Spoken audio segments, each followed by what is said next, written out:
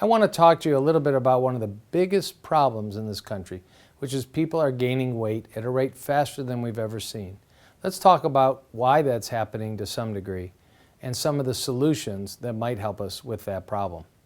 So when you look at the problem, you can see that it's really a very recent problem. In the last 20 to 30 years, the number of people in the United States, maybe a problem you're struggling with, that are either overweight or actually obese has risen dramatically, and that number is not slowing down. The number is predicted to go up and up and up. In fact, when you look at the entire United States, even just turning the clock back simply 20 or 25 years ago, look at these three maps of the United States. In the upper left is around 1990, the upper right is 1999, and then the larger map in the middle is the most recent one from the government, 2009. The brighter the color, the more it is red or brown, the more people in each state are indicated to be overweight or obese. So in just 20 years, we've seen such a large number of people in so many states that there's really now not a state in the United States where a sizable portion of the people living there aren't overweight and obese.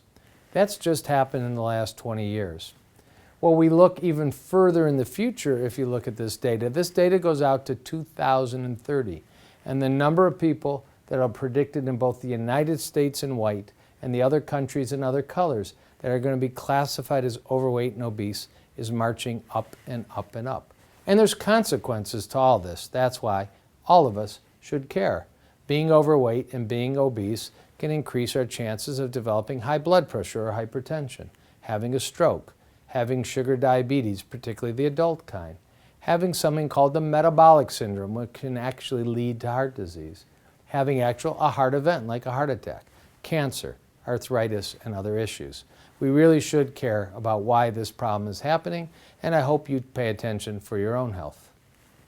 When we look at heart disease specifically, cardiovascular disease, there's a measurement called the BMI. It's your weight and your height. So the higher the number, the more likely you are that you're overweight or obese. The higher the number, the higher the chance of developing high blood pressure, heart attack, and stroke. So we really want to get our hands around the weight problem for your help.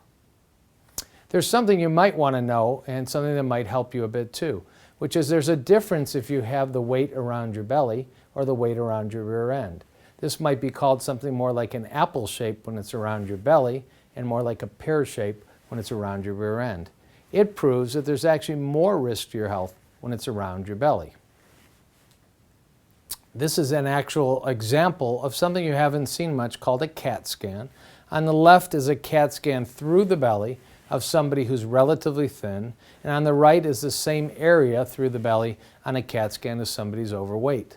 The white indicates fat inside the body wrapped around the intestines.